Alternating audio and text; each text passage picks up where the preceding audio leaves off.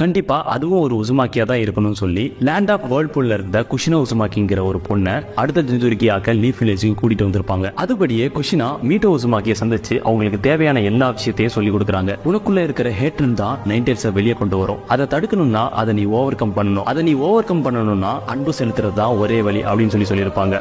குஷினா ஒரு பொண்ணு அப்படிங்கறதால இவளுக்கு ஒரு நாள் பிரசவ நாள் வரும். அப்போ நமக்கு நடந்த மாதிரி இவளுக்கு நடந்துடக்கூடாது அப்படின்னு அப்ப இருந்த ஹொக்காகேயான லார்ட் தேர்ட் வில்சன் சொல்டோபிக்கு அந்த சீனிங் ஜுட்ஸோ சொல்லி கொடுத்திருப்பாங்க மீட்டோ உசுமாக்கி. இப்படி இருக்கையில ஒரு நாள் குஷினா நைன்டேல்ஸோட அடுத்த ஜிந்துரிக்கி ஆனது தெரிஞ்சு ஹிடன் கிளவுட் வில்லேஜ் ஷினோபி அவளை கடத்திட்டு போறாங்க. அப்போ குஷினா அவளோட ரெட் ஹேரை போற வழியில எல்லாம் பிச்சு போட்டுட்டே போறான். அப்போ அங்க குஷினாவோட கிளாஸ்மேட்டான லீஃப் வில்லேஜை சேர்ந்த மினாட்டோ நமிகாசே அந்த ரெட் ஹேர் போற திசையை பின்பற்றி அந்த ஷினோபிஸை அடிச்சு போட்டுட்டு குஷினாவை காப்பாத்திடுறான். அதுல இருந்து குஷினாவை பர்சனலா பாதுகாக்கிற பொறுப்பை மினாட்டோவுக்கு கொடுத்திருப்பாங்க. அதனால மீட்டோ மினாட்டோவுக்கு அந்த சீலிங் ஜூஸோ சொல்லி கொடுக்கறாங்க. இப்படி இருக்கையில தான் இவங்களுக்கு நடுவுல காதல் மலருது. ஆனா ஒருத்தருக்கு ஒருத்தர் சொல்லிக்காமலே நேசிக்கிறாங்க.